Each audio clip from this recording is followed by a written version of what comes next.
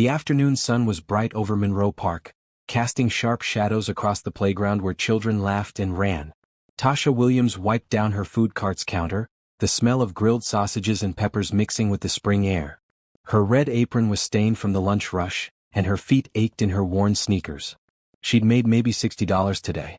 Rent was due in 5 days and she was $200 short. A little girl in a yellow sundress caught her attention. She was maybe 5 years old, with dark curls bouncing as she chased a butterfly near the fountain. Her laughter carried across the grass, pure and bright. A tall man in an expensive gray suit sat on a nearby bench, watching her with tired eyes, his phone pressed to his ear. 2 other men in dark suits stood at a distance, clearly security. Tasha turned back to her cart, squeezing mustard bottles to check how much was left. She'd need to restock tomorrow, which meant another $40 she didn't have. The thought made her stomach tight. Then the little girl screamed. Tasha's head snapped up. A man in a black jacket had grabbed the child, yanking her away from the fountain. The girl's yellow dress twisted as she struggled. The man in the suit dropped his phone and started running, but he was too far away. The security guards were caught off guard, sprinting from the wrong angle. The man in the black jacket pulled something from his pocket. Metal flashed in the sunlight. A knife. Tasha didn't think. Her body moved before her brain caught up. She vaulted over her cart's counter, her hips slamming against the metal edge, pain shooting through her side. Her feet hit the grass running. The world narrowed to that blade, that small hand reaching out, those wide terrified eyes. The man raised the knife.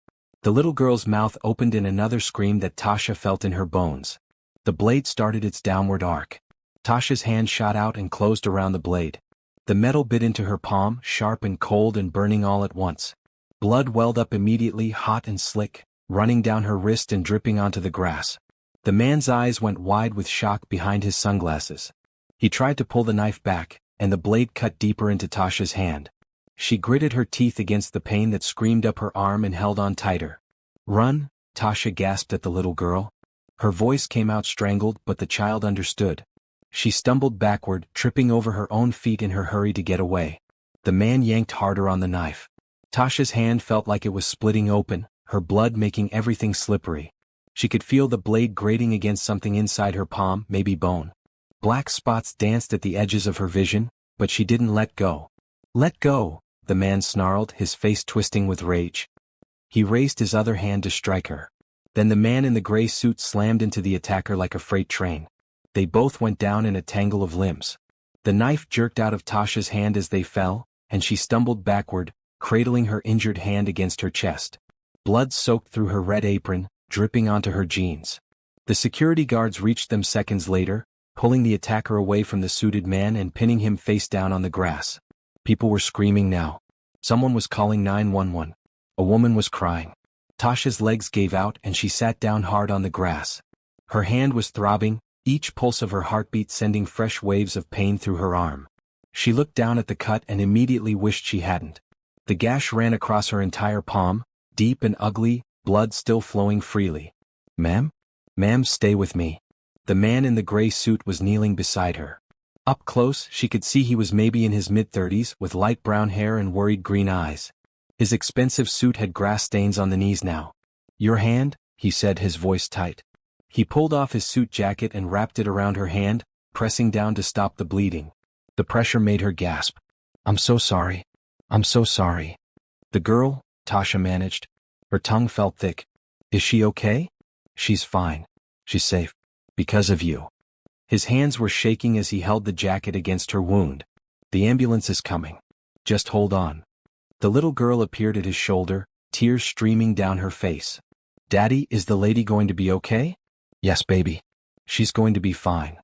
He pulled the child close with one arm, still keeping pressure on Tasha's hand with the other. "She's very brave." Tasha wanted to say something, but her mouth wouldn't work right. The park was tilting sideways. She heard sirens in the distance getting closer. The man was talking to her, his voice urgent, but the words were getting fuzzy. The last thing she saw before everything went dark was the little girl's face, tear-stained and terrified, and those wide brown eyes that reminded Tasha of every reason she'd ever had to believe people were worth saving. When she thought about it later, in the quiet moments before sleep, Tasha would wonder what made her run toward danger instead of away from it. She'd never been brave. She'd spent most of her 24 years just trying to survive, working 3 jobs to pay for community college before she had to drop out, sleeping on friends' couches when rent got too high, pretending she wasn't hungry when the money ran out before the month did. But something about that little girl's scream had reached inside her chest and pulled. Maybe it was because Tasha remembered being small and scared once, when her own mother had died and left her alone in the world. Maybe it was because she'd spent so long feeling helpless that when she finally had a chance to help someone else, she couldn't not take it. Or maybe she was just tired of being the person things happened to. Maybe, just for once, she wanted to be the person who made things happen. Whatever the reason, that moment in the park changed everything. The knife that cut her hand also cut through the invisible wall that had separated her old life from something new, something she'd never imagined possible. But lying there on the grass, blood soaking through an expensive suit jacket, Tasha didn't know any of that yet. She just knew that a child was safe and that somehow, despite everything, that was enough. Have you ever witnessed a moment that made you question what you would do in a life-or-death situation? When seconds matter and there's no time to think, would you run toward danger or away from it? Drop a comment below with your honest answer, and don't forget to subscribe to see how Tasha's split-second decision changes her entire life. Would you have done what she did? Tasha woke up to the smell of antiseptic and the sound of machines beeping softly. Her mouth tasted like cotton, and her head felt stuffed with wool. For a few confused seconds she didn't know where she was. The ceiling above her was white and smooth, with recessed lighting that was turned down low. Definitely not her apartment, where water stains marked the ceiling in brown constellations. Her right hand felt heavy and distant, like it belonged to someone else. She turned her head, moving slowly because everything felt fragile, and looked down. Her hand was wrapped in thick white bandages from fingertips to wrist. And 4 lines ran into her left arm, connected to a bag of clear fluid hanging from a metal stand. "You're awake." The voice made her jump, then wince as pain flared in her hand. The man from the park sat in a chair beside her bed. He'd changed out of his grass-stained suit and now wore dark jeans and a blue button-down shirt. He looked exhausted, with dark circles under his eyes and stubble shadowing his jaw. "Where am I?" Tasha's voice came out rough and scratchy. "St. Catherine's Hospital. Private wing." He leaned forward, his hands clasped between his knees. "You've been out for about 6 hours. The surgery went well." "Surgery?" Tasha tried to sit up, but her body protested. "I can't afford surgery. I don't have insurance." "I'm covering it." He said it simply, like it was obvious. "All of it. The surgery, the hospital stay, medications, physical therapy, everything." "No." The word came out automatically. Tasha had learned early that accepting help from rich people always came with strings. "I can't let you do that. You saved my daughter's life." His voice was quiet but firm. "You could have walked away. You could have called for help and stayed safe. Instead, you caught a knife with your bare hand." He ran a hand through his hair, and she noticed his hand was shaking slightly. "Do you understand what that means? You didn't hesitate. You didn't think about yourself. You just acted." Tasha looked away from him, focusing on the window. Outside the sky was dark. Evening then. She'd lost most of a day. Anyone would have done the same thing. "No." His voice was sharp now. "No, they wouldn't have. I've spent the last 6 hours replaying that moment in my head. Dozens of people were in that park. Only you moved." He stood up and walked to the window, his back to her. "The doctor said the knife cut through your palm muscle. Millimeters from a tendon. If it had hit that tendon, you might never have regained full use of your hand." The words hung in the air between them. Tasha looked down at her bandaged hand again, really seeing it this time. Her hand. The hand she needed to work, to feed herself, to survive. And she'd risked it for a stranger's child without a second thought. "What's your name?" the man asked, turning back to face her. "Tasha." "Tasha Williams." "Jonathan Reynolds." He moved back to the chair and sat down, meeting her eyes. "And before you ask, yes, I'm that Jonathan Reynolds. Reynolds Technology. I design software for medical devices." Tasha had heard the name before. Everyone had. Reynolds Technology was one of the biggest employers in the city, and Jonathan Reynolds was known for being a genius who'd built his company from nothing by the time he was 25. He was also known for being intensely private after his wife's death 3 years ago. "Your daughter?" Tasha said. "Is she really okay?" Jonathan's expression softened. "She's perfect. Not a scratch on her. She's with my sister right now, but she's been asking about you constantly. She wants to meet you when you're feeling better. If that's okay." "Yeah. Yes, of course." "Tasha." Jonathan leaned forward again. "Let me help you. Please. You're going to be in pain for weeks. You'll need time to heal, physical therapy to regain strength in your hand. You can't work your food cart like this. The reality of her situation hit Tasha like cold water. Her cart. Her only source of income. Her rent that was due in 5 days. The groceries she couldn't afford. The bills stacking up. She'd been living on the edge for so long that one push would send her over, and this was more than a push. This was a cliff. I don't have anyone to cover my cart, she said quietly. I'll lose my spot. I'll lose my permit fees. I'll lose everything. Then let me help you, Jonathan repeated. I'm not trying to buy your gratitude or make you feel obligated. I'm trying to do what's right. You saved my daughter. You saved the only family I have left in this world. Please let me make sure you don't suffer for doing something heroic. Tasha wanted to refuse. Every instinct she'd developed over years of scraping by told her not to trust this. But she looked at her bandaged hand again and thought about her empty refrigerator and her overdue rent notice and the fact that pride wouldn't keep a roof over her head. Okay, she whispered. Thank you. Relief washed over Jonathan's face. Thank you for letting me help. I've already spoken to your landlord and paid your rent for the next 3 months. I hope that's okay.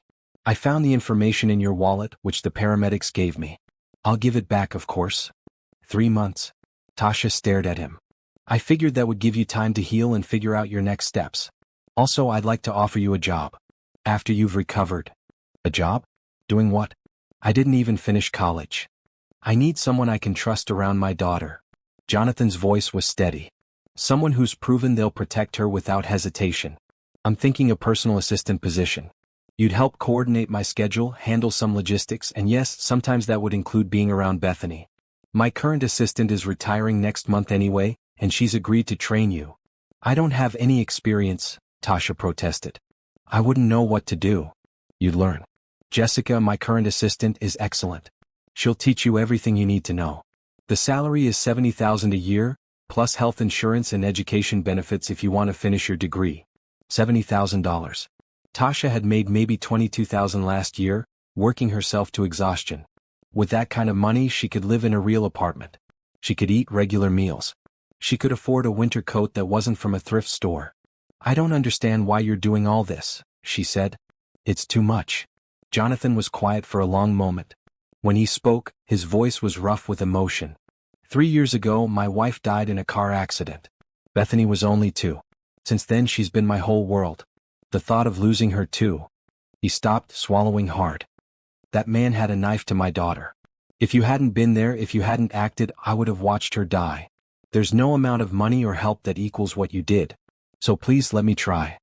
Tasha felt tears burning in her eyes. She thought about her mother, dead from an illness they couldn't afford to treat. She thought about all the times she'd needed help and gotten turned away. She thought about the little girl in the yellow dress and how small and scared she'd looked. Okay, she said again. Yes, I'll take the job. Thank you so much. Jonathan smiled, and the relief in his expression was so genuine that some of Tasha's doubt faded. Thank you. Now you should rest.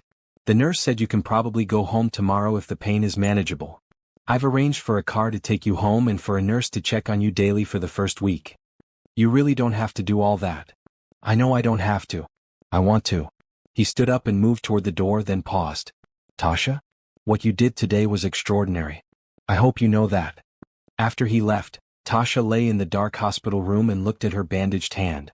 Pain throbbed through it in steady waves, but underneath the pain was something else. Something that felt almost like hope. She'd spent so long just surviving, accepting that her life would always be hard, that good things happened to other people. But maybe, just maybe, that was about to change. A nurse came in to check her vitals and adjust her medication. You're pretty famous, you know, the nurse said with a kind smile. She was an older woman with gray streaks in her dark hair. Someone caught the whole thing on their phone. You're all over the news. They're calling you the hero of Monroe Park. I'm not a hero, Tasha said automatically. Tell that to that little girl. The nurse patted her shoulder gently. Try to sleep. Your body needs rest to heal. After the nurse left, Tasha closed her eyes, but sleep didn't come easily. Her mind kept replaying the moment she'd caught the knife, the feel of the blade cutting into her palm, the little girl's terrified scream. She'd been so scared in that moment, her heart hammering so hard she thought it would burst. But she'd done it anyway. And somehow, that scared girl with the food cart and the overdue rent had become someone else. Someone who ran toward danger instead of away from it. Someone who mattered. She thought about Jonathan's offer. A real job. Health insurance. A chance to go back to school. It felt too good to be true, like a dream she'd wake up from to find herself back in her cramped studio, counting quarters for the laundromat. But the pain in her hand was real. The soft sheets and quiet room were real. And maybe, just maybe, this second chance was real too. Tasha let herself imagine it. Waking up in an apartment with heat that actually worked, eating breakfast without checking her bank account first, walking into an office where people knew her name. Having a job that mattered, protecting a little girl who needed her. Being someone's hero. The medication was making her drowsy now, pulling her down into sleep. Her last thought before darkness took her was of the little girl's face and the pure relief in her father's eyes. She'd caught a knife today. Maybe she'd caught something else too. Something like a future. The next morning, Tasha was discharged with a prescription for pain medication, instructions for hand care, and an appointment with a hand specialist for the following week. Jonathan had sent a car as promised, a sleek black sedan with a quiet driver who helped her into the back seat and made sure she was comfortable before pulling away from the hospital. Tasha watched the city roll past her window. Usually she'd take the bus, standing in the aisle when it got crowded, watching wealthy people in their nice cars zip past. Now she was one of those people in a nice car and it felt surreal. When the car pulled up to her apartment building, Tasha's stomach sank. The building looked even more run down than usual. Peeling paint, a broken window on the second floor covered with cardboard, trash scattered near the dumpster. The driver didn't comment, just helped her out and offered to walk her up. "I'm okay," Tasha said. "Thank you." Her apartment was on the third floor, and by the time she climbed the stairs, her hand was throbbing and sweat had broken out on her forehead. She fumbled with her keys using her left hand, finally getting the door open. The apartment was exactly as she'd left it. One room with a kitchenette on one wall, a bathroom barely big enough to turn around in, a mattress on the floor, and a small table with two mismatched chairs. Her clothes hung from a tension rod in the corner. The whole space was maybe 300 square feet. Tasha sat down on her mattress and looked around. This had been home for 8 months, the longest she'd stayed anywhere since her mother died. She'd been almost proud of it, this proof that she could take care of herself. Now it just looked sad. A knock on the door made her jump. When she opened it, she found Jonathan standing in the hallway with the little girl from the park holding his hand. "I hope you don't mind," Jonathan said. Bethany insisted on coming. "We brought lunch." He held up a bag from an expensive bistro downtown. The brave lady. Bethany let go of her father's hand and looked up at Tasha with wide eyes. "Daddy said you got hurt saving me. Can I see?" "Bethany, remember what we talked about?" Jonathan said gently. "Oh yeah. Thank you for saving me. Are you okay? Does it hurt a lot?" The words tumbled out in a rush. Tasha felt her throat get tight. She knelt down carefully to be at eye level with the child. "It hurts some, but I'm okay. And you're welcome. I'm really glad you're safe." Bethany threw her arms around Tasha's neck, hugging her tight. "You're my hero." Over the child's shoulder, Tasha met Jonathan's eyes. He looked like he might cry. They ate lunch at Tasha's tiny table, Jonathan sitting in one chair and Bethany perched on his lap while Tasha took the other chair. Bethany chattered about everything: her kindergarten class, her best friend Emma, the picture she'd drawn of Tasha catching the knife, which she'd brought to show her. "See? That's you in the red apron. And that's the bad man. And that's the knife. But you stopped it." Bethany pointed at each element of her crayon drawing. "Daddy says you're the bravest person he's ever met." "I don't know about that," Tasha said. "It's true," Jonathan said quietly.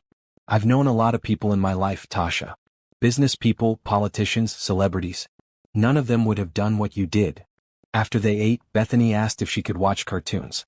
Jonathan pulled up a show on his phone and handed it to her, then turned to Tasha. "I meant what I said yesterday. About the job. Jessica, my assistant, is expecting you at the office on Monday. If you're feeling up to it, that is." Monday? That was only 4 days away. "I don't know if my hand will be healed enough." "You won't be doing any physical labor. Mostly learning the systems, meeting people, understanding how things work. Jessica will handle the actual work while you train." Jonathan paused. "I also wanted to talk to you about your living situation." Tasha felt her face get hot. "I know it's not much, but it's mine. The rent is paid. I'm not criticizing. I grew up in a place not much bigger than this. But I'd like to help you find something better. Safer. Closer to the office so you don't have to commute as far." He held up a hand before she could protest. "Not a penthouse. Just a decent one-bedroom in a building with working heat and a door that locks properly. I noticed yours is broken. Tasha looked at her door. The lock had been busted for 2 months, and the landlord kept promising to fix it but never did. She'd been using the chain lock, but it wasn't exactly secure. Why are you doing all this? She asked. The job, I understand. But everything else, it's too much. Jonathan was quiet for a moment, watching Bethany laugh at something on the phone screen. When my wife died, I was lost. Completely lost. I had a 2-year-old daughter and no idea how to be a single parent. I had all the money in the world, but I couldn't buy my way out of grief or confusion. He turned to look at Tasha. People helped me. My sister moved in for 6 months. My assistant Jessica extended her hours. My neighbors checked in constantly. They didn't have to. They did it because it was right, because I needed help and they could provide it. He gestured around the small apartment. You need help right now. I can provide it. It's that simple. It doesn't feel simple, Tasha admitted. Then think of it this way, you saved my daughter's life. That's a debt I can never fully repay. But I can make sure that being heroic doesn't cost you everything. I can make sure you come out of this better than you went in. Please let me do that. Tasha thought about refusing again. But the truth was she was tired. Tired of struggling, tired of just barely making it, tired of living in a place with a broken lock and heat that barely worked. And more than that, she was scared. Her hand might heal fine or it might not. She might regain full use of it or she might lose grip strength. The doctors had been optimistic but cautious. If she couldn't work her food cart, if she couldn't grip utensils or lift pots, what would she do? Jonathan was offering her a way forward. Maybe the only way forward. Okay, she said. Help me find a better apartment. And I'll start training on Monday. Jonathan smiled. Thank you. I'll have my property manager send you some listings. Nothing too expensive, just safe and comfortable. You can choose whatever you like. Over the next few days, Tasha's life changed faster than she could process. The property manager sent her links to a dozen apartments, all in decent neighborhoods with actual amenities. Tasha chose a one-bedroom in a building 20 minutes from Reynolds Technology. It had a real kitchen, a bathroom with a tub and windows that actually opened. The property manager said she could move in immediately, first and last month's rent already covered. Jonathan sent movers to pack up her old apartment. They arrived on Saturday morning, and Tasha watched in amazement as they carefully wrapped her few belongings, including the old photograph of her mother that she kept by her mattress. Is this going too? One of the movers asked, pointing at the mattress. No, Jonathan said from behind her. Tasha jumped. She hadn't heard him come in. New furniture is being delivered to the new place this afternoon. You bought me furniture? Basic stuff. Bed, couch, table. You'll want to pick out your own decorations and personal items, but I figured you'd need the essentials. He looked almost embarrassed. If you don't like any of it, we can return it. Tasha felt overwhelmed. It was happening too fast, this transformation from struggling food cart vendor to someone with a real apartment and new furniture and a job that paid $70,000. Part of her kept waiting for the catch, for someone to laugh and tell her it was all a mistake. But Jonathan just smiled at her, patient and kind, and Bethany grabbed her good hand and pulled her toward the door, chattering about how Tasha's new apartment was only 15 minutes from their house and maybe Tasha could come over for dinner sometimes. The new apartment was beautiful. Not fancy but clean and bright with pale walls and hardwood floors. The furniture the movers delivered was simple but good quality. A Real bed with a frame and a headboard, a gray couch, a dining table with 4 chairs. The kitchen had a full-size refrigerator and a stove with all 4 burners working. Tasha stood in the middle of the living room and felt tears start to fall. She'd been holding it together for days, accepting help and saying thank you and trying not to feel like a charity case. But standing in this apartment, with sunlight streaming through clean windows and space to actually move around, something inside her cracked. Hey. Jonathan's voice was gentle. He'd been helping the movers, but he came over now, keeping a respectful distance. What's wrong? Nothing's wrong. Everything's right. That's the problem. Tasha wiped at her tears with her good hand. I don't deserve this. Yes, you do. I caught a knife. That's it. I didn't do anything special. You risked your life for a stranger's child. You acted when everyone else froze. You're still in pain from your injury, but you're more worried about whether you deserve help than whether you're going to be okay. Jonathan's voice was firm. Tasha, you deserve every bit of this and more. Please believe that. Bethany appeared in the doorway, carrying the framed photograph of Tasha's mother. Where should I put this? She asked. On the nightstand in the bedroom, Tasha said, her voice thick. Thank you, sweetie. After Bethany skipped off, Jonathan said quietly, "You lost someone too." "My mom. 6 years ago. Cancer." Tasha took a shaky breath. "We couldn't afford treatment." "Well, we could have if we'd had insurance, but we didn't, and by the time we figured out how to apply for assistance, it was too late." "I'm sorry. That's why I did it. Why I ran." Tasha looked at him. "When I saw that man with the knife, all I could think was that someone was about to lose the person they loved most. And I couldn't let that happen if I could stop it." Jonathan's eyes were bright. "Your mother raised an incredible person." They spent the rest of the afternoon organizing Tasha's things. Bethany helped put away dishes in the kitchen, standing on a chair to reach the cabinets. Jonathan assembled a bookshelf Tasha hadn't realized she'd be getting. By evening, the apartment looked like a real home. "Pizza?" Jonathan suggested, pulling out his phone. "I'm ordering. What do you like?" They ate pizza sitting on Tasha's new couch, Bethany between them, tomato sauce on her chin. The little girl was tired from all the excitement and kept yawning, leaning against Tasha's side. "Someone's ready for bed," Jonathan said with a smile. "We should get going." As he gathered their things and helped Bethany into her jacket, he turned to Tasha. "Monday morning, 9 o'clock. Jessica will meet you in the lobby. She's excited to meet you." "I'm nervous," Tasha admitted. "That's normal. But you're going to be great." He paused at the door. "Thank you, Tasha. For everything. For saving Bethany. For letting me help. For giving me a way to feel like I'm doing something good in a world that often feels cruel." After they left, Tasha walked through her apartment, touching the furniture, looking out the windows, opening and closing the cabinets just because she could. She took a long bath in the clean tub, marveling at hot water that actually stayed hot. She made tea in her kitchen, using a mug that wasn't cracked. That night, lying in her new bed with actual sheets and pillows, Tasha stared at the ceiling and tried to process everything. A week ago she'd been a nobody. A girl with a food cart and overdue bills, invisible to most of the world. Now she had an apartment, a job, and something that felt almost like a family. A little girl who hugged her tight and called her brave. A man who looked at her like she mattered. It was terrifying and wonderful and so much more than she'd ever let herself hope for. Her hand throbbed under the bandages, a reminder of how she'd gotten here. Tomorrow she'd worry about whether she deserved it. Tonight she'd just be grateful. Monday morning arrived too quickly. Tasha stood in front of her new closet, staring at her limited wardrobe with growing panic. She had jeans, t-shirts, her red apron from the food cart, and one dress she'd bought at a thrift store 3 years ago for a friend's wedding. Nothing appropriate for working at a technology company. Her phone buzzed. A text from Jonathan. "Jessica will meet you at 9. Don't worry about clothes. Casual is fine. You've got this." Tasha texted back a thank you, then chose her newest jeans and a green sweater that didn't have any holes. She looked at herself in the bathroom mirror. Her hair needed to be done, her sneakers were old, and she still looked like someone who'd spent the last year selling sausages from a cart. But her eyes were bright with something she barely recognized. Excitement, maybe. Or hope.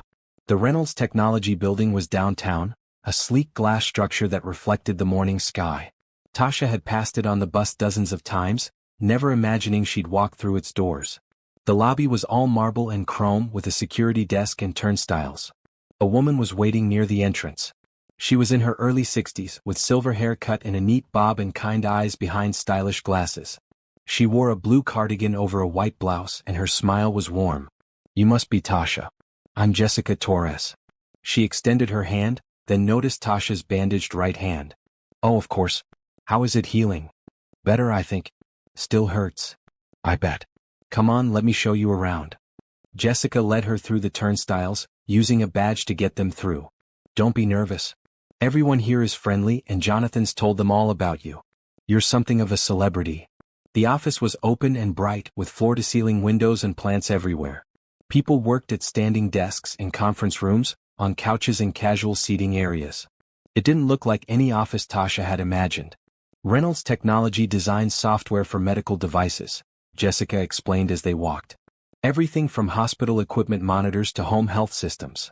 The work we do here literally saves lives, which is why Jonathan is so passionate about it. He lost his wife to a medical issue that might have been caught earlier with better monitoring equipment. "I didn't know that," Tasha said quietly. "He doesn't talk about it much. But it drives him. Everything he does is about making sure other families don't lose what he lost." Jessica guided her into an elevator. "We're on the 23rd floor.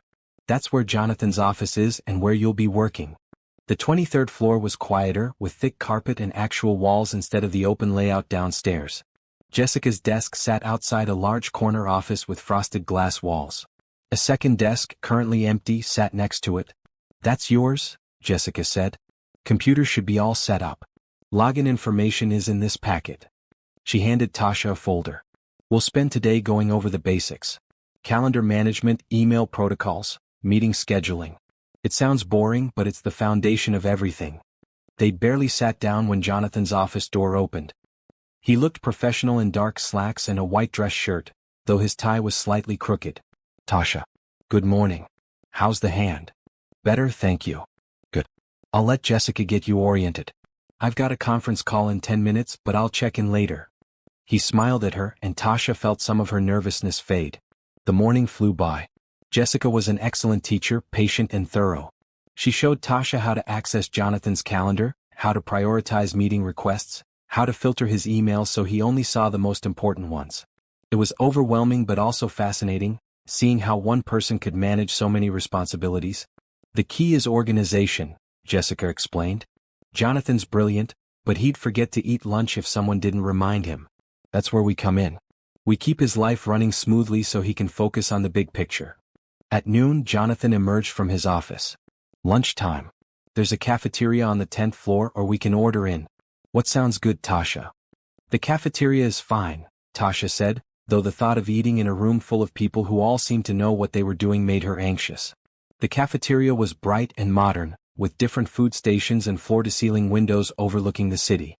Jessica got soup and a salad, Jonathan grabbed a sandwich, and Tasha chose pasta, acutely aware of how expensive everything looked. It's all free for employees, Jessica said, noticing Tasha's hesitation. One of the company perks. They found a table by the windows. Jonathan was immediately recognized, with people stopping by to say hello or ask quick questions. He introduced Tasha each time, and the reactions were similar. Surprise, curiosity, and then understanding as they made the connection to the news story. You're the woman who caught the knife, a young programmer said, his eyes wide. That video was incredible. My girlfriend watched it like 10 times. After he left, Tasha whispered to Jessica, "There's a video?" "Oh honey, yes.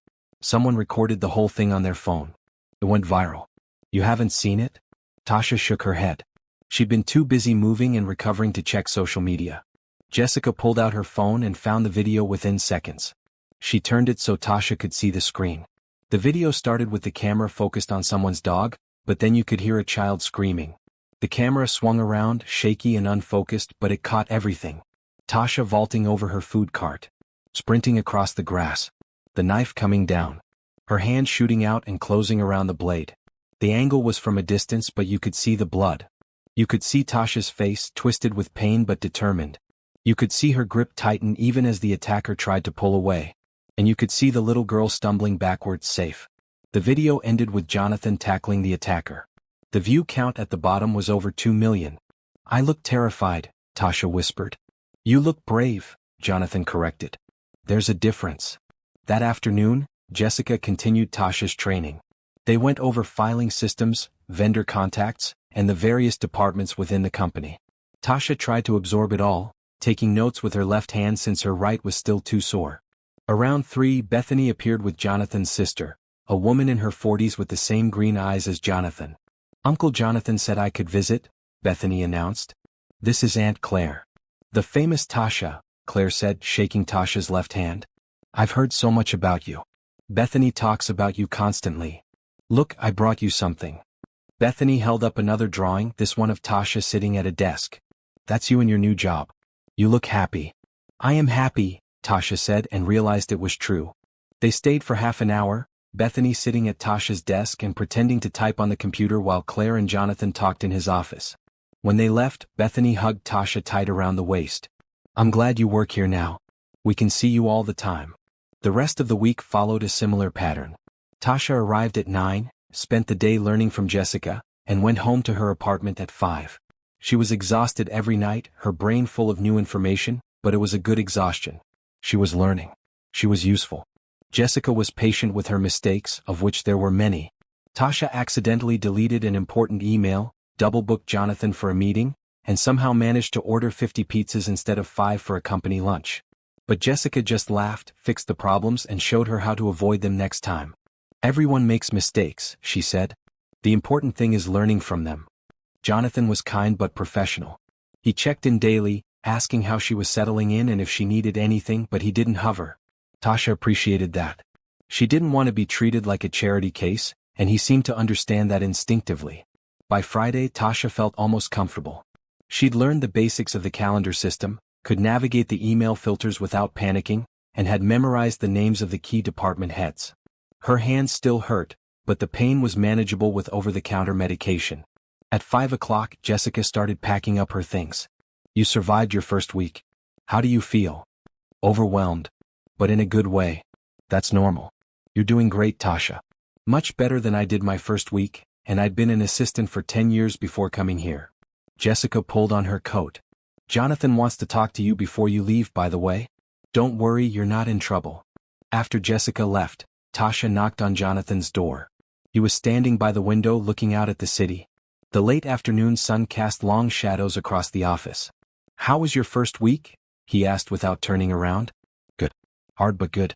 Jessica's an excellent teacher. She is. And she tells me you're a quick learner. He turned to face her. I wanted to check how you're really doing. Not just with the job, but with everything. It's been a lot of change very quickly. Tasha thought about lying, about saying everything was perfect. But something about Jonathan's direct gaze made her want to be honest. It's strange. A week ago, I was living in a tiny apartment with a broken lock, barely making rent. Now I have a real place, a real job, and people who seem to genuinely care if I'm okay. It doesn't feel real sometimes. I understand that feeling. After Lily died, people kept telling me how lucky I was. Lucky to have money, lucky to have a daughter, lucky to have a successful company. And I was lucky. But it didn't feel lucky. It felt like I was wearing someone else's life. He moved away from the window and sat on the edge of his desk. Eventually, I stopped waiting for it to feel normal and just let it be my new reality. That's my advice to you. This is your life now. You earned it by being extraordinary when it mattered. Let yourself have it. I'll try, Tasha said. Good. Now I have a question. Bethany's birthday is next Saturday. She's turning 6. She wants you to come to her party. It's just going to be family and a few friends from school, nothing fancy. Pizza, cake, maybe some games in the backyard. Would you come? Really? She wants me there? She's been asking about it all week. She even made you an invitation. Jonathan pulled a folded piece of construction paper from his desk drawer and handed it to Tasha. The invitation was covered in crayon drawings and stickers. Bethany's 6th birthday party. Please come, Tasha, in wobbly letters. At the bottom, Bethany had drawn a picture of the two of them holding hands. Tasha felt tears prick her eyes. Of course I'll come. Thank you. Means a lot to her. To both of us. Jonathan stood up. Have a good weekend, Tasha. You've earned it. Tasha walked home that evening even though it was a long walk. She needed time to think. The sun was setting, painting the sky in shades of orange and pink, and the city was alive with Friday evening energy. People laughed outside restaurants, couples walked hand in hand, and street musicians played on corners. A week ago, Tasha had been invisible. Just another struggling person in a city full of them, moving through life without anyone really seeing her. Now she had a little girl who drew pictures for her. A man who looked at her with respect and gratitude. A job that challenged her and paid enough that she didn't have to check her bank account before buying groceries. She'd caught a knife with her bare hand and somehow, impossibly, that moment had caught her a life worth living. Her hand throbbed as she walked, but Tasha found herself smiling. The scar would fade eventually, but even if it didn't, she thought she might be okay with that. Some scars were worth having. Some wounds led to healing you didn't know you needed. Saturday morning, Tasha slept in for the first time in years. No alarm, no rush to get to her food cart spot before someone else claimed it, no anxiety about whether she'd make enough money that day. She woke up naturally around 9, sunlight streaming through her bedroom window, and lay in bed just enjoying the quiet. Her phone buzzed. A text from Jonathan. Detective Okafor wants to talk to you about the case. Nothing to worry about, just follow up. Are you free this afternoon? Tasha's stomach tightened. She'd been trying not to think about the man who'd attacked Bethany, but of course there would be an investigation. She texted back that she was free. Detective Rita Okafor arrived at Tasha's apartment at 2. She was a tall Nigerian woman in her late 40s, with sharp eyes and a firm handshake. She wore a maroon blazer and carried a leather portfolio. Ms. Williams. Thank you for seeing me. She settled into the armchair Tasha offered.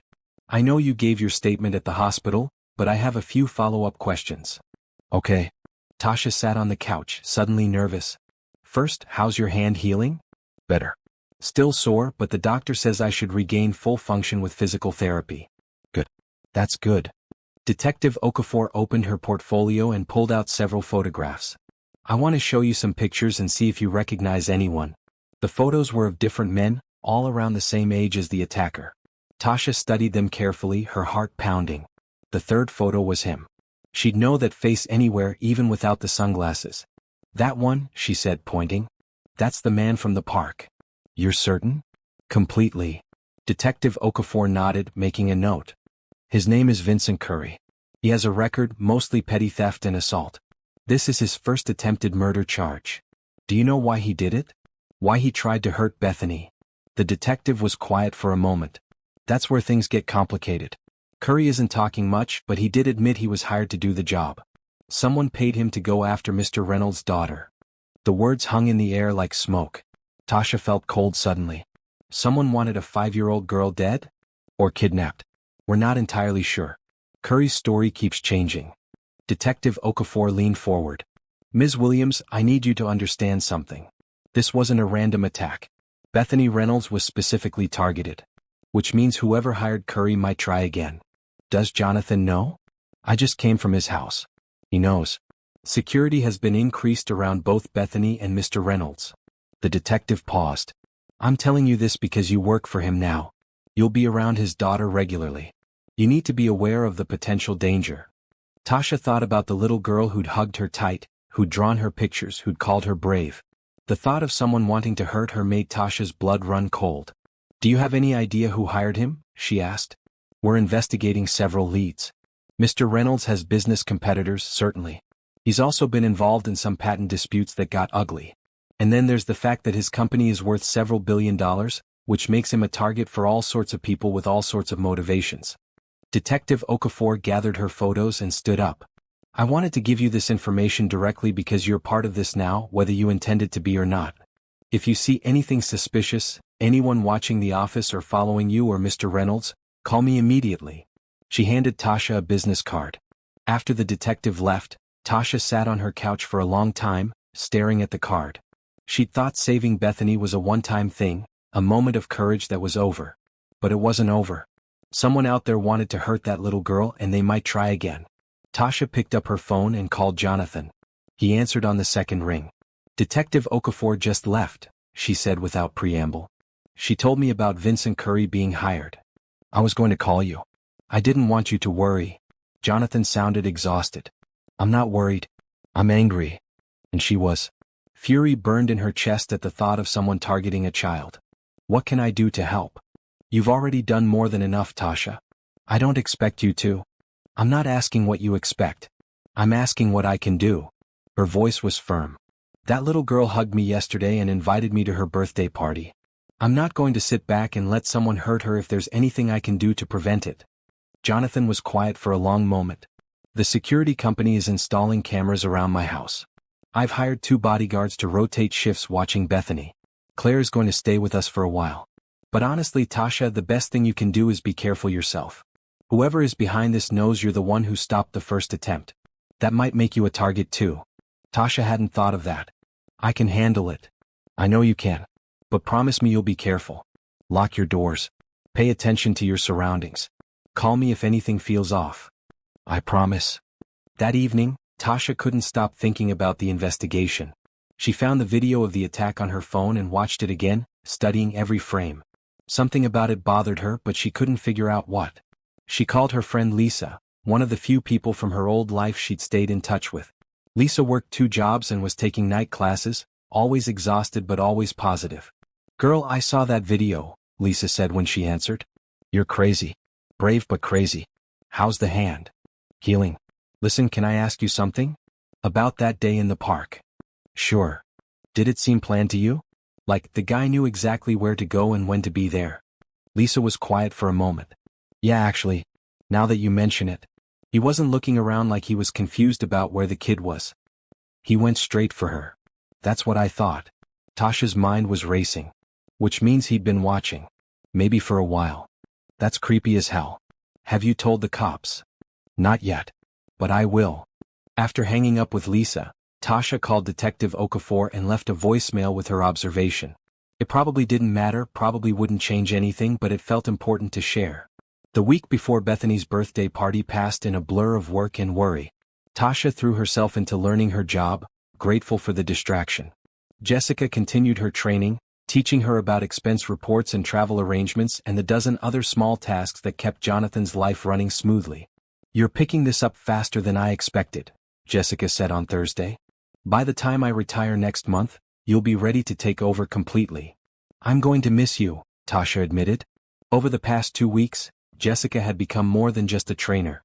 She was a friend, someone who listened without judgment and offered advice when asked. I'll miss you too. But I'm ready to retire. I want to travel, spend time with my grandkids, maybe learn to paint. I've been working for 40 years. It's time for something new. Jessica smiled. And I'm leaving Jonathan in good hands. You care about him and Bethany. That matters more than any amount of training. Bethany visited the office twice that week, always bouncing with excitement about her upcoming party. You're still coming, right? She asked Tasha every time. You promised. I promised, Tasha confirmed. I wouldn't miss it. On Friday evening, Jonathan stopped by Tasha's desk as she was packing up. Can we talk for a minute? In my office. Tasha followed him in, her stomach tight with worry. His expression was serious. Detective Okafor called, he said once the door was closed. Your observation about the attack being planned was helpful. They pulled security footage from businesses around the park. Vincent Curry was there 3 times in the week before the attack, always at the same time of day, always watching the playground. So he was stalking Bethany. Yes. Which means whoever hired him gave him detailed information about our routines. Where Bethany would be when I'd be distracted on a phone call, where the security guards would be standing. Jonathan ran a hand through his hair. That level of detail means it's someone who knows us. Not a random enemy or business competitor. Someone with access to our daily lives. Tasha felt cold. Someone close to you. Detective Okafor is investigating my employees, my business partners, even my friends. Jonathan's voice was bitter. She says the list of people who'd have that information is actually fairly small.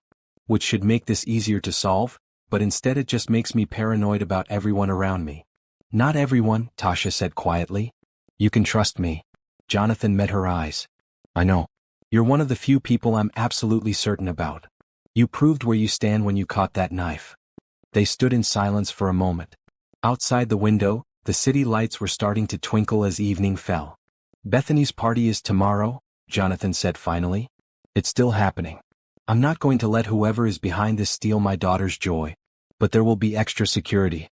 Plainclothes officers mixed in with the guests. I hope that doesn't make you uncomfortable. I'm glad they'll be there. Bethany deserves to have a normal birthday party.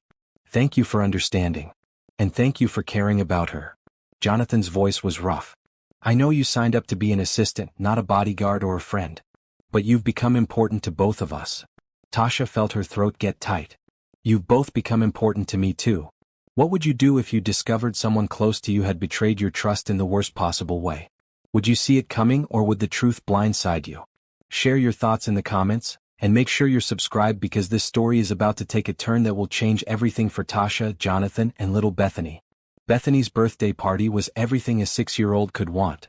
The backyard of Jonathan's house was decorated with bright pink and purple balloons, streamers hanging from the trees, and a bouncy castle that dominated the lawn. A table was loaded with pizza, fruit, and a massive cake shaped like a unicorn. Tasha arrived early carrying a wrapped present. She'd spent an embarrassing amount of time choosing it, finally settling on a set of art supplies after remembering how much Bethany loved to draw. You came. Bethany shrieked, running across the lawn. She wore a sparkly purple dress and a birthday crown that sat slightly crooked on her curls. Look at my castle. And my cake. Isn't it pretty? The prettiest cake I've ever seen, Tasha agreed, letting Bethany drag her toward the festivities. Jonathan stood by the grill, flipping burgers and hot dogs. He wore jeans and a green polo shirt, looking more relaxed than Tasha had seen him at the office. But she noticed the tension in his shoulders and the way his eyes kept scanning the yard. She spotted the security too once she knew to look for it. A woman in a blue sundress who stood too straight and kept one hand near her purse.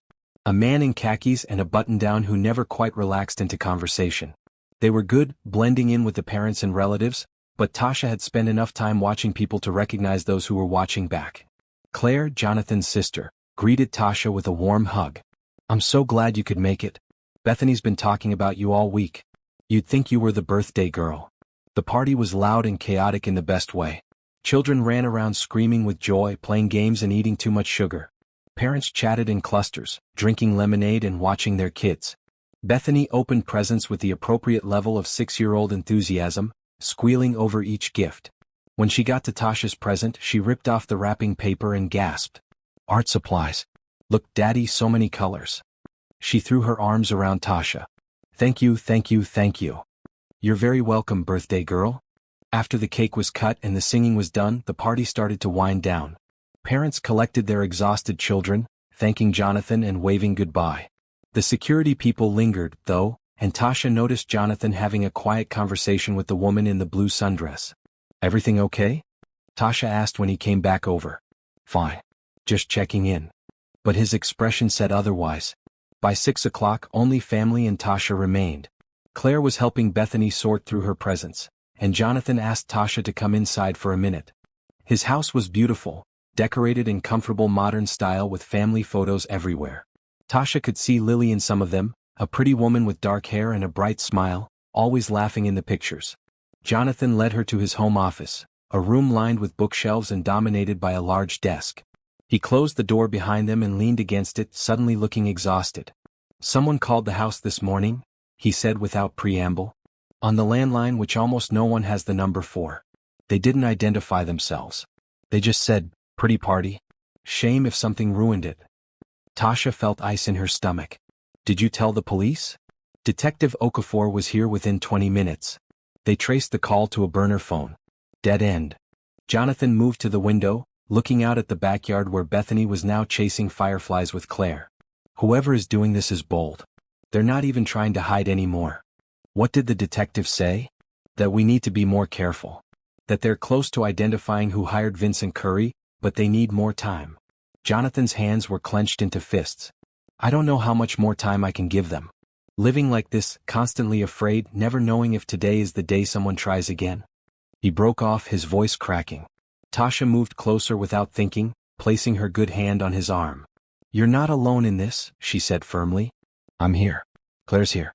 The police are working on it. And whoever is behind this, they made one big mistake. They underestimated how many people care about Bethany and will fight to protect her." Jonathan looked down at her hand on his arm, then met her eyes. "Why are you doing this? You could have taken the money I offered, said thank you and moved on with your life. You don't owe us anything more." "I don't do it because I owe you. I do it because I care."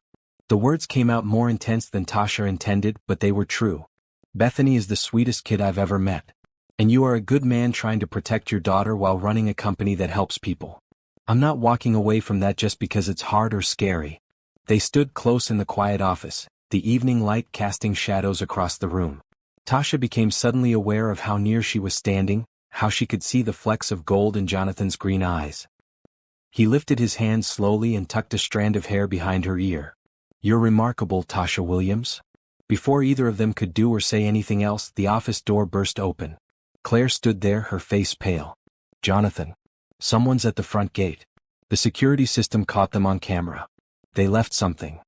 They all rushed to the front door, where one of the plainclothes officers was examining a manila envelope that had been taped to the gate.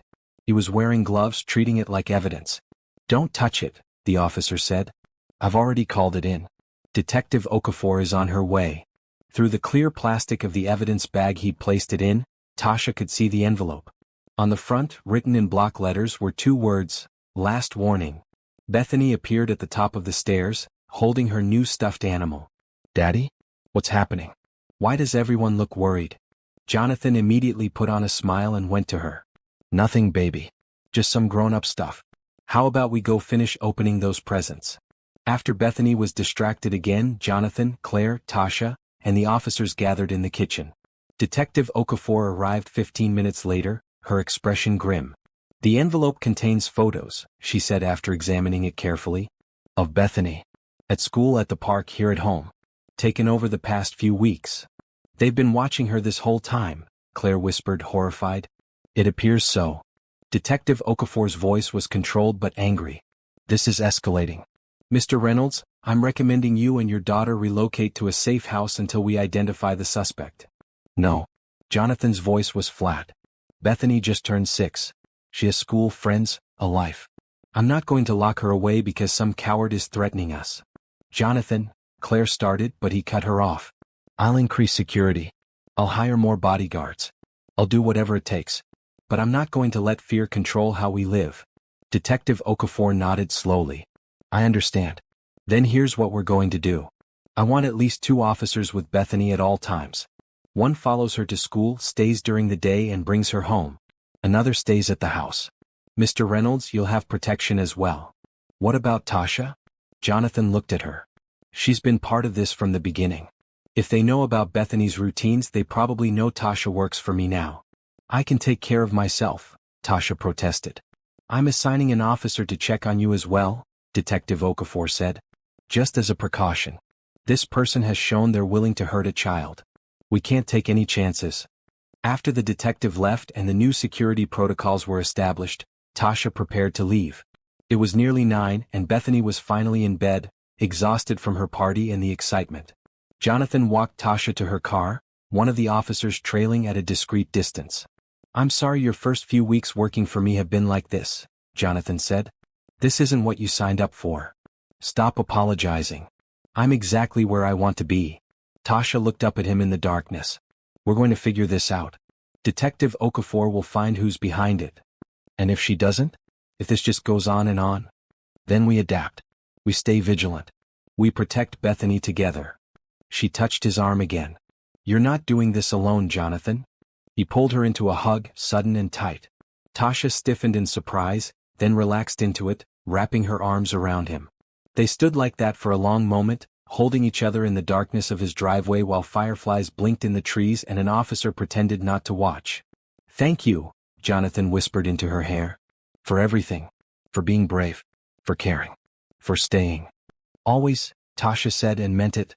Driving home, Tasha couldn't shake the feeling that things were about to come to a head. Someone was watching them, threatening them and getting bolder. The envelope at the gate wasn't just a warning. It was a promise. Whoever was behind this wasn't going to stop. Which meant Tasha, Jonathan, and the police needed to stop them first. Her phone rang as she pulled into her apartment parking lot. An unknown number. Tasha's heart started pounding as she answered. Hello. Silence on the other end. But not empty silence. She could hear someone breathing. Who is this? Tasha demanded. A voice, distorted and electronic, spoke. You should have minded your own business, Tasha Williams. You have no idea what you've gotten yourself into. The line went dead. Tasha sat in her car, hands shaking, staring at her phone. Then she called Detective Okafor and told her everything. The game had changed. This wasn't just about protecting Bethany anymore. Now Tasha was a target too. And somehow, knowing that only made her more determined to see this through. The next morning, Detective Okafor arrived at Tasha's apartment at 7. She brought another officer with her, a young man named Officer Martinez who immediately checked all the windows and doors. Tell me about the call again, Detective Okafor said, settling at Tasha's kitchen table with a notepad. Tasha repeated everything.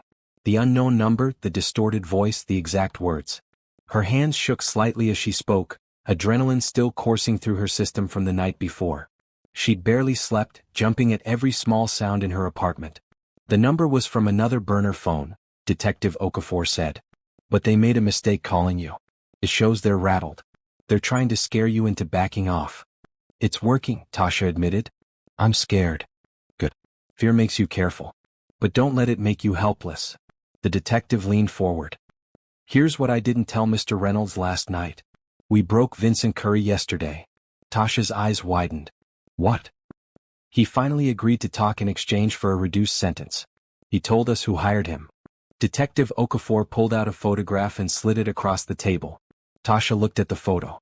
It showed a man in his 50s, balding, with cold eyes and an expensive suit. Who is he? Gregory Walsh. He's Jonathan Reynolds' business partner. Or was until about 6 months ago when Jonathan started buyout proceedings to remove him from the company. Jonathan never mentioned him. Probably because he was trying not to let business problems bleed into his personal life. But Walsh has been fighting the buyout. He stands to lose millions if Jonathan succeeds in pushing him out. He also loses all his shares in the company, which are worth considerably more. Tasha's mind was racing. So he thought if he could hurt Jonathan by taking Bethany, Jonathan would give up the buyout? Exactly. First, Walsh hired Curry to kidnap Bethany for ransom. When that seemed too risky because kidnapping is federal and brings in the FBI, Walsh changed the plan. He told Curry to kill the child instead. The words made Tasha feel sick. He wanted to murder a little girl to protect his business interests? People have done worse for less money. Walsh is looking at a complete financial collapse if the buyout goes through. His other investments have failed. His marriage is falling apart. Reynolds Technology is all he has left. Detective Okafor's voice was cold. He figured a grieving, devastated Jonathan would either give up the buyout or mess it up somehow.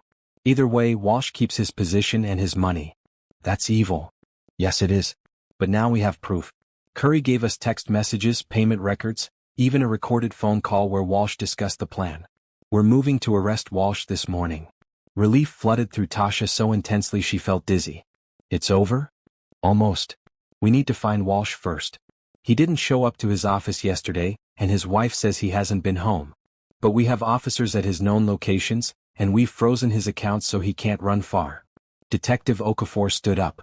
I'm going to leave Officer Martinez here for today, just until we have Walsh in custody. Stay inside, don't answer the door for anyone, and call me if anything seems off. After the detective left, Tasha called Jonathan. He answered on the first ring, his voice tight with tension. Detective Okafor just left, Tasha said. Did she call you? Yes. Gregory Walsh. I can't believe it. Jonathan sounded stunned. I've known him for 8 years. We built this company together. How did I not see this? Because you're not the kind of person who thinks like that. You'd never hurt someone's child for money, so you didn't imagine anyone else would either. I should have been more careful. I should have protected Bethany better. You did protect her. You had security, you were vigilant, and you trusted me to help. Walsh didn't succeed, Jonathan. Bethany is safe. Because of you. Always because of you. His voice was rough. Are you okay? Detective Okafor told me about the phone call. I'm fine. Scared but fine. There's an officer here with me. I'll stay home today. Good. I'm keeping Bethany home from school too, just until Walsh is arrested. This should be over soon. But it wasn't over yet. That afternoon, Tasha was reading on her couch while Officer Martinez sat at her kitchen table working on his laptop. Her phone rang. Jonathan. Tasha, lock your doors. Right now. She jumped up, her heart hammering. What's wrong? Walsh was spotted 3 blocks from your apartment. The police are converging, but he's on foot and moving fast. He might be heading toward you. Officer Martinez was already moving, checking the door locks and pulling his weapon. He spoke into his radio, calling for backup. Why would he come here? Tasha asked, trying to keep her voice steady. You're the one who stopped his plan. You're the witness who can testify about the attack. Without you, the case against him gets weaker. Jonathan's voice was strained. Stay away from the windows. The police will be there any second. Tasha moved to the interior hallway, pressing her back against the wall. Officer Martinez positioned himself by the door, his weapon drawn, speaking quietly into his radio. Minutes felt like hours. Tasha could hear her own heartbeat, loud in her ears. Then she heard footsteps in the hallway outside her apartment. Heavy, running footsteps. The doorknob rattled. Police. Step away from the door. Officer Martinez shouted. The footsteps stopped. Tasha heard more running, multiple people this time. Shouting. A scuffle in the hallway. Then Detective Okafor's voice. Gregory Walsh, you're under arrest. Officer Martinez looked through the peephole, then holstered his weapon and opened the door. In the hallway, 3 officers were handcuffing a sweating, disheveled man. Gregory Walsh looked nothing like his professional photo. His expensive suit was wrinkled, his face was red and twisted with rage, and his eyes were wild. This is her fault. Walsh screamed, looking directly at Tasha. That interfering nobody ruined everything. If she'd just minded her own business, none of this would have happened. That's enough, Detective Okafor said firmly, reading Walsh his rights. As they led him away, still shouting, the detective turned to Tasha. Are you okay? Tasha nodded, not trusting her voice. Her whole body was shaking with adrenaline. He's going to prison for a very long time. Attempted murder of a child, conspiracy, stalking, making terroristic threats. We have him on everything. Detective Okafor put a reassuring hand on Tasha's shoulder. It's over now. You and Bethany are safe.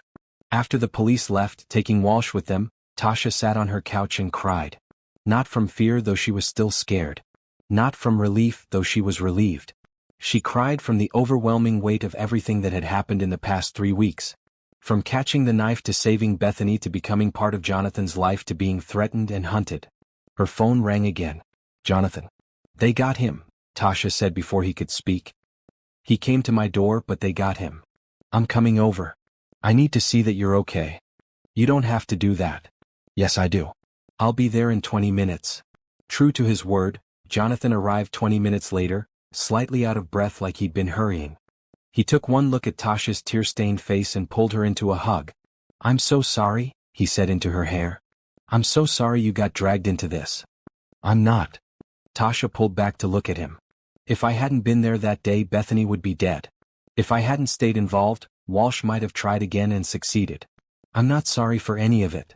You're the bravest person I know. I'm not brave. I'm terrified most of the time. I just don't let it stop me. Jonathan smiled slightly. That's literally the definition of courage. They sat on her couch, close together, processing everything. Jonathan told her that Walsh had been desperate. The buyout was scheduled to be finalized next week, and Walsh had been running out of time and options. He'd thought if he could eliminate the main witness against him, the case would fall apart. He was wrong, Jonathan said. Even without your testimony, we have Curry's statement and all the evidence. Walsh is going away for decades. What about the buyout? It'll go through now without opposition. Walsh's lawyer is already negotiating a settlement. He'll lose everything, which is what he deserves. Jonathan looked at her. And Reynolds' technology will be stronger without him. We can focus on the work that matters instead of dealing with his schemes. That's good. They sat in comfortable silence for a while. Then Jonathan said quietly, I need to tell you something. Tasha's stomach tightened. Okay.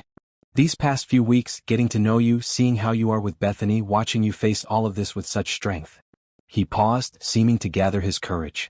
I care about you, Tasha. A lot. More than just as an employee or a friend. Tasha's heart started pounding for an entirely different reason. Jonathan. I know the timing is terrible. We've just been through a crisis, emotions are high, and you work for me, which makes everything complicated. But I needed to say it. You deserve to know how I feel. Tasha looked at this man who'd changed her life. Who'd seen her at her lowest and offered help without conditions. Who trusted her with his daughter and his business. Who looked at her like she mattered. I care about you too, she said softly. I have for a while now. I just didn't think. She trailed off. Didn't think what? That someone like you could see someone like me that way. Jonathan took her hand, carefully avoiding the healing scar on her palm. Someone like you is exactly who I see. Someone brave and kind and genuine. Someone who puts others first. Someone my daughter adores and who I've come to depend on. It is complicated, Tasha said. The job, the difference in our lives, everything. I know. We don't have to figure it all out right now. We've both been through enough today. I just wanted you to know. He squeezed her hand gently. Whatever happens between us, you'll always have a place in our lives. You and Bethany have bonded, and I won't take that away from her or you, regardless of anything else. Thank you for saying that. Jonathan stayed for another hour, just sitting with her, making sure she was truly okay. Before he left, he hugged her again, holding on a little longer than necessary. Get some rest, he said. Take tomorrow off if you need it. Jessica and I can handle things. I'll be there. I want things to feel normal again. Normal sounds good. After he left, Tasha lay in bed staring at the ceiling. Gregory Walsh was in custody. The threat to Bethany was over. Her life could finally settle into the new normal she'd been building. And maybe, just maybe, that new normal could include something she'd never let herself hope for. A real relationship with a good man who saw her for who she was and valued it. A chance at not just a job and an apartment but a family. She touched the scar on her palm, feeling the raised tissue. This mark would be with her forever, a reminder of the day everything changed. The day she stopped being invisible and became someone who mattered. Tasha closed her eyes and let herself imagine it. A future where she belonged. Where she was loved. Where catching a knife had caught her something far more precious. She fell asleep with a smile on her face, for the first time in weeks feeling truly safe. 2 months later, Tasha sat in a courtroom wearing a blue dress that Jessica had helped her pick out. Her hands were folded in her lap, and she could feel the scar on her palm. It had healed well, though the physical therapist said she'd always have some stiffness in her grip. Gregory Walsh sat at the defendant's table with his lawyers, looking smaller somehow than he had that day in her hallway. He wore an orange jumpsuit now instead of expensive suits. His empire had crumbled. His wife had filed for divorce. His assets were frozen. And soon he'd be going to prison. The prosecutor, a sharp woman named Andrea Chin, stood up. The state calls Tasha Williams to the stand. Tasha's legs felt shaky as she walked to the witness box. She placed her hand on the Bible and swore to tell the truth. The courtroom was packed with reporters, observers, and Walsh's victims. Jonathan sat in the front row with Claire. Bethany was at school, too young to be here for this. Ms. Williams, Andrea Chin began, can you tell the court what you witnessed on the afternoon of April 15th? Tasha took a deep breath and began. She described her food cart in the park, the beautiful spring day, the little girl in the yellow dress. She described seeing Gregory Walsh's hired man grab Bethany, seeing the knife, running without thinking. And then what happened? Andrea prompted. I caught the blade with my hand. Tasha held up her scarred palm for the jury to see. It cut deep, but I held on. I couldn't let him hurt her. Why did you do that, Ms. Williams? You didn't know this child. Because she was a child. Because someone needed help and I could help. Because it was the right thing to do. The prosecutor walked her through the rest. Jonathan tackling the attacker, the security guards arriving, the ambulance. Then she moved to the aftermath. The phone call with the distorted voice. Walsh showing up at her apartment. The threats and the fear. Walsh's defense attorney, a tired-looking man named Robert Green, tried to poke holes in her testimony during cross-examination. Ms. Williams, isn't it true that you were struggling financially before this incident? Yes. And isn't it true that Mr. Reynolds offered you substantial financial assistance after you saved his daughter? He offered to help because I was injured and couldn't work. Yes. So you had a financial motive to testify in a way that would please Mr. Reynolds. Andrea Chin shot to her feet. Objection. Ms. Williams is testifying to what she witnessed firsthand. Her financial situation has no bearing on the facts. Sustained, the judge said. Mr. Green, stick to relevant questions. The defense attorney tried a few more times to discredit Tasha, suggesting she'd been paid off or was exaggerating her testimony. But Tasha remained calm, answering each question honestly. She had nothing to hide. She'd seen what she'd seen. She'd done what she'd done. Vincent Curry testified next, describing in detail how Walsh had hired him. He produced text messages, bank records showing payments, even a recorded phone conversation where Walsh had explicitly ordered him to eliminate the girl if kidnapping is too risky. The recording played in the quiet courtroom. Walsh's voice clear and cold, I don't care how you do it. Just make sure Reynolds suffers. Take away what he loves most. Then he'll give me what I want. Several jurors looked disgusted. One woman wiped tears from her eyes. Over 3 days the prosecution built an overwhelming case. Walsh had means, motive, and opportunity. He'd planned the attack carefully, studying Bethany's routines, hiring Curry, providing detailed information. When the first attempt failed, he doubled down with threats and stalking. The defense tried to paint Walsh as a desperate man driven to poor decisions by stress. They argued he'd never actually intended for Bethany to be hurt, that it was all just threats meant to scare Jonathan into backing off the buyout. But the jury didn't buy it. After only 4 hours of deliberation, they returned a verdict. Guilty on all counts. Attempted murder, conspiracy to commit murder, stalking, making terroristic threats, witness intimidation. The judge scheduled sentencing for 2 weeks later. Walsh was led out of the courtroom in handcuffs, his face blank. Jonathan caught up with Tasha in the hallway outside.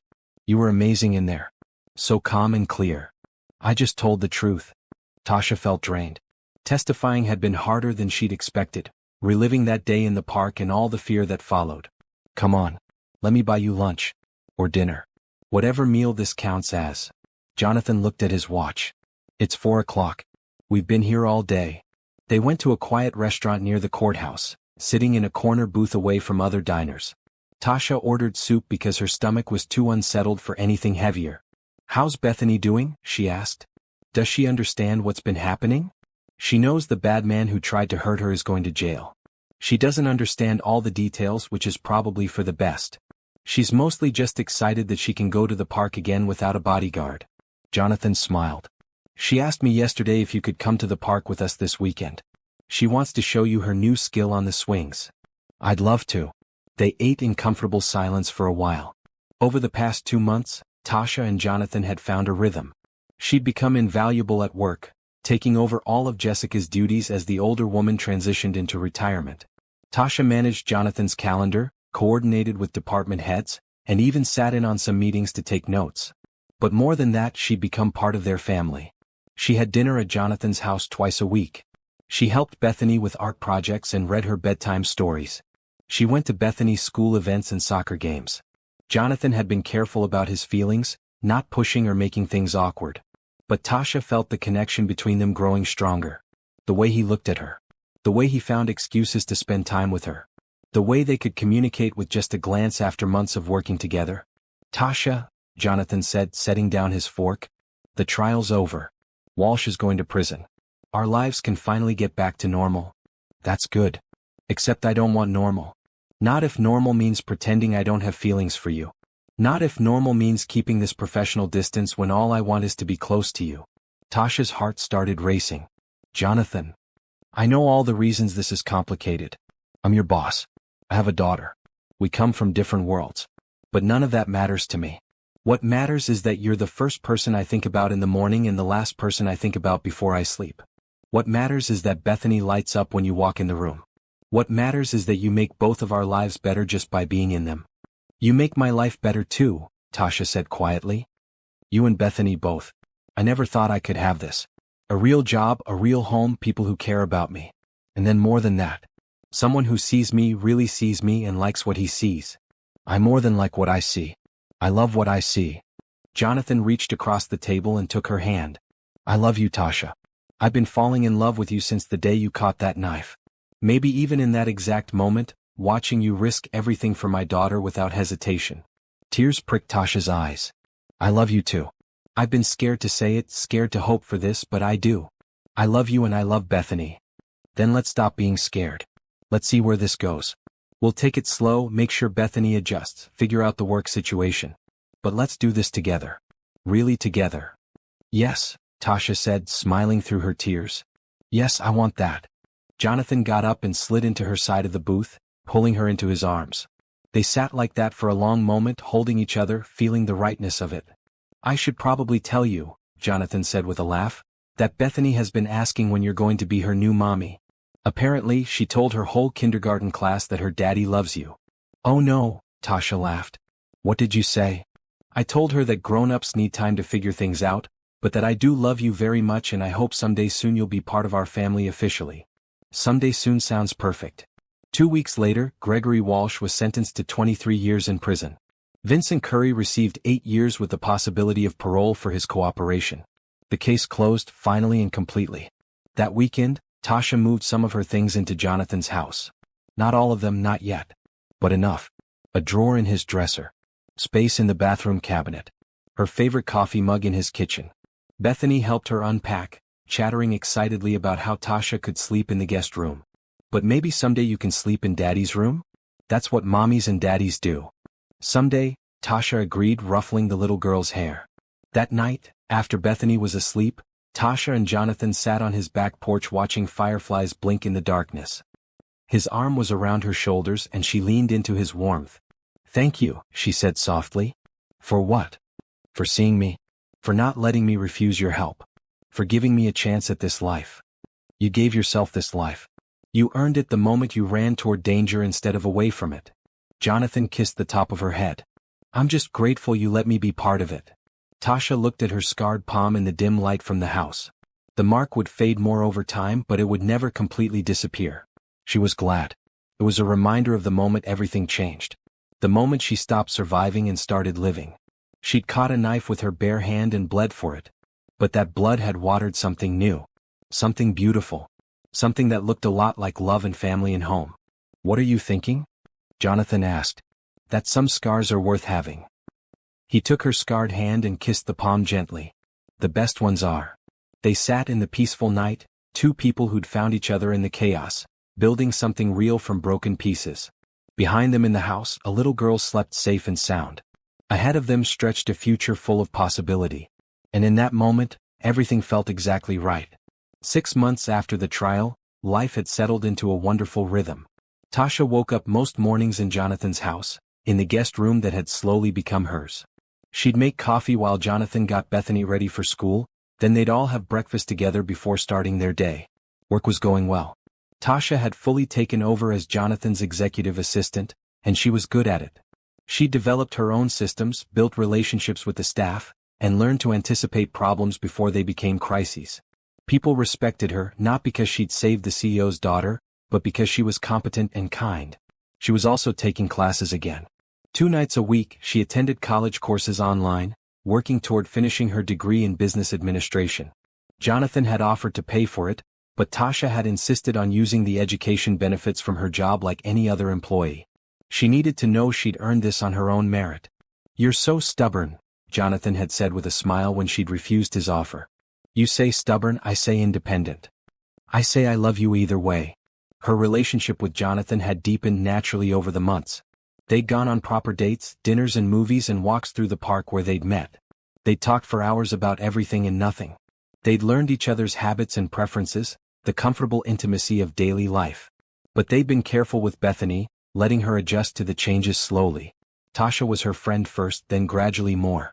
They didn't discuss labels or make big announcements. They just let it happen organically. Bethany seemed thrilled with the arrangement. She had Tasha at breakfast, sometimes saw her at the office after school, and got to spend evenings with her when Tasha stayed for dinner. She'd started calling Tasha by her first name instead of Miss Williams, and she'd drawn a new picture for her wall, the 3 of them holding hands with a house and a sun and hearts floating everywhere. On a Saturday morning in October, Tasha woke early to sunlight streaming through her bedroom window. She could hear Jonathan already up, probably making his terrible coffee.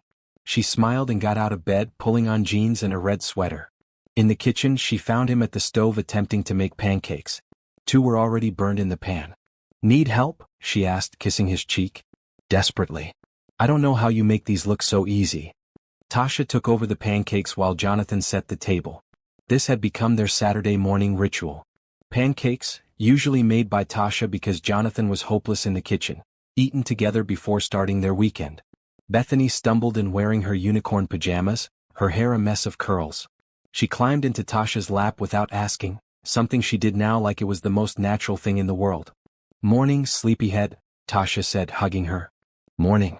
Are those chocolate chip pancakes? Would I make any other kind?" After breakfast, they all went to Monroe Park. It was the first time Tasha had been back since the attack, and she felt nervous as they pulled into the parking lot. "We don't have to do this," Jonathan said, reading her expression. "No, I want to. I don't want to be afraid of this place. It's where we met. It should be a good memory." The park was full of families enjoying the fall weather. Children played on the swings and slides. Dogs chased frisbees.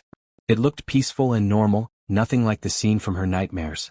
Bethany ran ahead to the playground, and Tasha and Jonathan followed at a slower pace. They walked past the spot where Tasha's food cart had been. Someone else had the spot now, selling tacos instead of sausages. "Do you miss it?" Jonathan asked.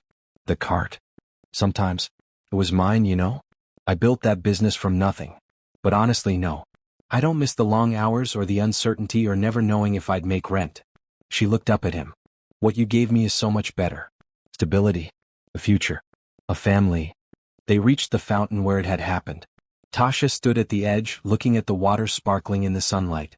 This was where she'd seen the knife. Where she'd run without thinking. Where everything had changed. "Thank you," she said quietly. "For what?" "For not letting that moment define me. For giving me space to be more than just the woman who caught a knife. For letting me be Tasha, complete and whole, with flaws and dreams and a life that matters." Jonathan pulled her close. "You've always been that person. I just got lucky enough to see it." Bethany ran back over, breathless and excited. "Tasha, come push me on the swings. I can go really high now." Tasha spent the next hour playing with Bethany, pushing her on the swings, helping her across the monkey bars, catching her at the bottom of the slide. Jonathan watched from a bench, smiling at his 2 favorite people. As they were leaving, a woman approached them hesitantly. She was in her 30s with a little boy holding her hand. "Excuse me, are you Tasha Williams?" "Yes," Tasha said cautiously. "I wanted to say thank you. Not just for what you did for this little girl but for what you showed all of us. I saw the video. I saw you run toward danger when everyone else froze. And it made me think about the kind of person I want to be. The kind of example I want to set for my son. She smiled. You inspired a lot of people that day. I hope you know that. The woman walked away before Tasha could respond. She stood there, processing the words, feeling something shift inside her chest. You okay? Jonathan asked. Yeah. I just never thought about it that way. That other people saw what I did and it mattered to them. You're a hero to a lot of people. Not just Bethany and me. That evening, after Bethany was in bed, Tasha and Jonathan sat in his study. She was working on homework for her business class while he reviewed reports for work. This had become their routine, comfortable companionship while they each did their own tasks. Tasha, Jonathan said, closing his laptop. Can we talk about something? Of course. She set aside her textbook, hearing the seriousness in his voice. We've been together for 6 months now. You're here most nights, you have clothes in the closet, you help with Bethany's homework. For all practical purposes, you live here. Is that a problem? Tasha's stomach tightened. No. The opposite. I want to make it official. I want you to move in completely. Give up your apartment, bring all your things here, make this your home. Our home. Tasha felt her heart skip. That's a big step. I know. And if you're not ready, we can wait. But I need you to know that I'm ready. Bethany's ready. We want you here permanently as part of our family. What about work? People already whisper about us sometimes. Let them whisper. We're not doing anything wrong. Our relationship doesn't affect our work, and anyone with eyes can see you're excellent at your job regardless of our personal connection. If it really bothers you, I can find a different role for you in the company. You could transfer to another department, or work for one of the other executives. No, I like working with you. I like being your right hand, knowing I'm helping you succeed. Tasha took a deep breath. Okay. Yes, I'll move in. Completely. Make this my home. Our home. Jonathan's face lit up with pure joy. He crossed the room and pulled her into his arms, kissing her thoroughly. You've made me so happy. Made us so happy. I'm happy too. Happier than I ever thought possible. They spent the next few weeks sorting through Tasha's apartment, deciding what to keep and what to donate. Most of her furniture went to charity since Jonathan's house was fully furnished. But her personal items, her books and clothes and the photo of her mother, all found new homes in Jonathan's house. Their house, she corrected herself. It was her house now too. Bethany helped enthusiastically, claiming space in her room for Tasha's things. This drawer can be for your clothes when you sleep in here with me sometimes. And this shelf can be for your books so we can read together. That sounds perfect, sweetie. The day Tasha officially moved in, Claire came over with a housewarming gift. A beautiful framed photo of the three of them from a company picnic. They were laughing in the picture, arms around each other, looking like what they were. A family. I'm glad my brother found you, Claire said, hugging Tasha. You're good for him. Good for both of them. You've brought life back into this house. That night, after everything was unpacked and Bethany was asleep, Tasha stood in the master bedroom. She'd been sleeping in the guest room, but Jonathan had asked if she was ready to share his room. To fully share his life. She looked at the photo on his dresser, the one of him and his late wife Lily. It had always been there, and Jonathan had never hidden his past. He'd loved his wife deeply, and losing her had devastated him. Does it bother you? Jonathan asked quietly from the doorway. That picture? No. She was part of your life. She gave you Bethany. I would never ask you to forget her. I'll always love her. But I love you too. Those feelings don't cancel each other out. There's room in my heart for both. I know. And I'm glad you had that love even though you lost it. It made you who you are. The man I fell in love with. Jonathan came to stand beside her. Lily would have liked you. She always wanted me to find someone kind and genuine if anything happened to her. Someone who would be good to Bethany. Someone who would take care of us. That's you, Tasha. I hope I can live up to that. You already do. Every single day. That night, Tasha slept in Jonathan's arms in the master bedroom, feeling like she'd finally come home. Not just to a house or a city but to a person. To a life that fit her like she'd been made for it. Her hand was fully healed now, though physical therapy continued to strengthen her grip. She'd regained almost all the function, losing only a little bit of fine motor control. A small price to pay for the life she'd gained. She thought about that afternoon in the park. How she'd been selling sausages from a cart, struggling to make rent, invisible to most people. How one scream had changed everything. How she'd run without thinking toward a danger she couldn't ignore. If someone had told her then where she'd end up, she never would have believed it. Working at a major company. Living in a beautiful house. Dating a brilliant, kind man who looked at her like she hung the moon. Being a mother figure to the sweetest child she'd ever met. What are you thinking? Jonathan murmured sleepily. That I'd do it again. Catch that knife, risk everything, go through all the fear and pain. I'd do it 1,000 times if it meant ending up here with you. Thank God you only had to do it once. Tasha laughed quietly and nestled closer to him. Outside the night was peaceful. Inside she was home. Finally, completely, wonderfully home. A year and a half after catching the knife, Tasha stood in Monroe Park again. But this time, everything was different. The park had been decorated with white chairs arranged in rows, facing an arch covered in flowers. Soft music played from speakers hidden in the trees. The spring afternoon was perfect, warm but not too hot, with a gentle breeze that made the flowers sway. Tasha wore a simple cream-colored dress that fell to her knees. Nothing fancy or dramatic. This wasn't about the dress or the decorations. It was about the promise she was about to make. Claire was with her, acting as her maid of honor. "You ready?" she asked with a warm smile. "More than ready." They walked out from behind the trees where they'd been waiting. Tasha's eyes immediately found Jonathan standing under the flower-covered arch. He wore a blue suit and was holding Bethany's hand. The little girl wore a matching blue dress and held a basket of flower petals. The guests were small in number. Jonathan's colleagues from work. Detective Okafor, who'd become a friend over the months of the investigation. Jessica, retired but still close to all of them. Lisa, Tasha's friend from her old life. And a handful of others who mattered to them both. As Tasha walked down the aisle between the chairs, she thought about the journey that had brought her here. A food cart in this very park. A little girl's scream. A knife that had cut her hand and opened her life. She reached the arch, and Bethany immediately grabbed her hand. "You look so pretty," the little girl whispered. "So do you, sweetheart." Jonathan's eyes were bright with emotion. He took Tasha's other hand, the one with the scar, and held it gently. The officiant, a woman Jonathan knew from his business council, smiled at them. "We're gathered here today in the place where Jonathan and Tasha's story began. Where an act of courage brought two people together and created a family. Before we begin, I believe Bethany has something she wants to say." Bethany stepped forward, clutching a piece of paper. She'd insisted on being part of the ceremony, and they'd agreed to let her speak. "Tasha," Bethany read carefully from her paper, "you saved my life. You were brave when you didn't have to be. And then you stayed when you could have left. You read me stories and help with my homework and make the best pancakes. You make my daddy smile more. You're my hero and my friend, and I love you so much. I'm really happy you're going to be my mommy." Tasha felt tears sliding down her face. She knelt down and hugged Bethany tight.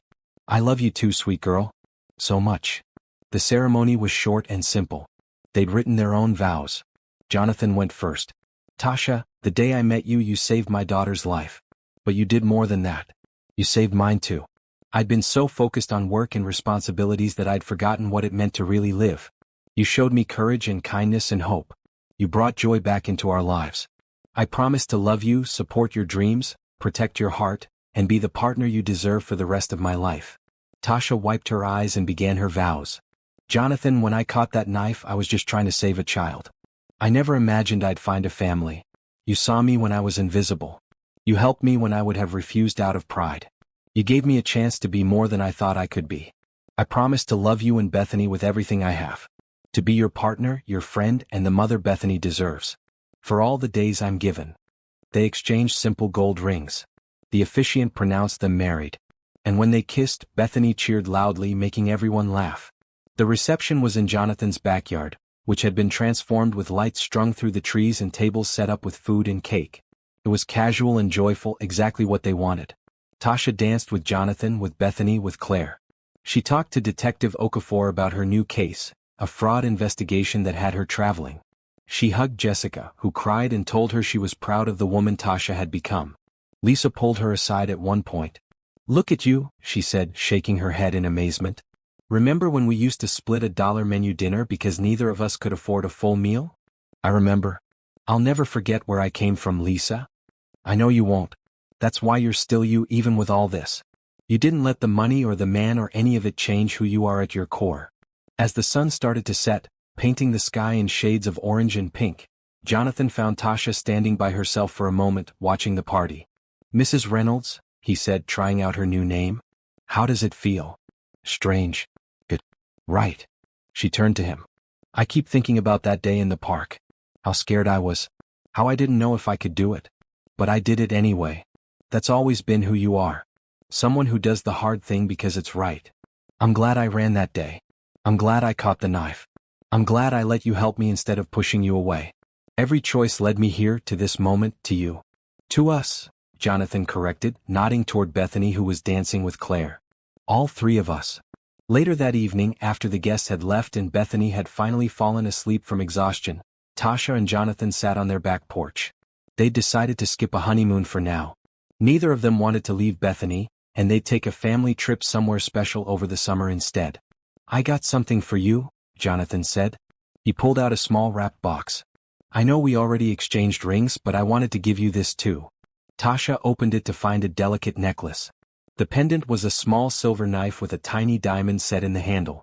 It's beautiful, she breathed. It's a reminder. Not of the violence or the pain, but of the moment everything changed. The moment you became part of our lives. The moment you chose courage over safety. Jonathan helped her put it on. I know you don't think of yourself as brave, but you are. You're the bravest person I know.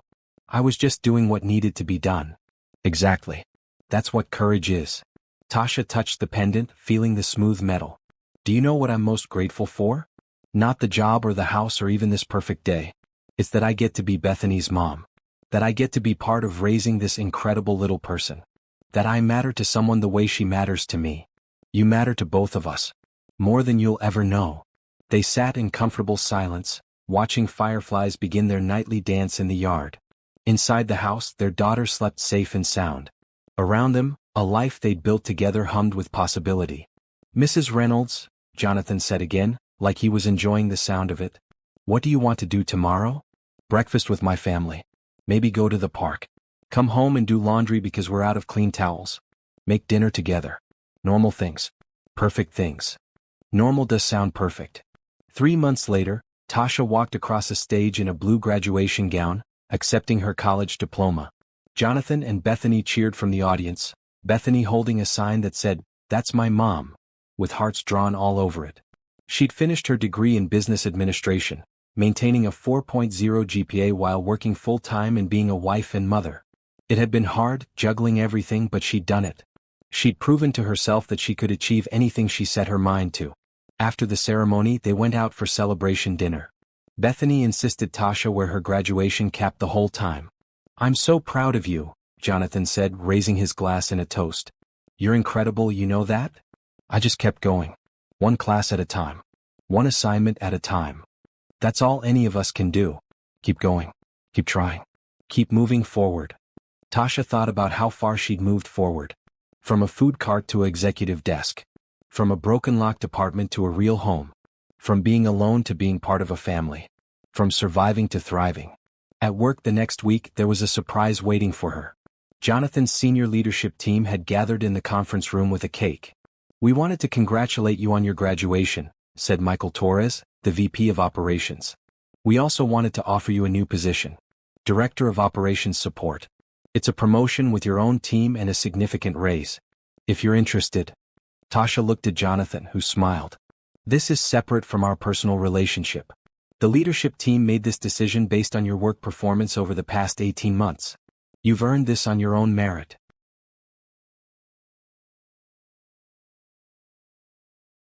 I don't know what to say. Say yes, suggested Patricia Monroe, the CFO. You're good at what you do, Tasha.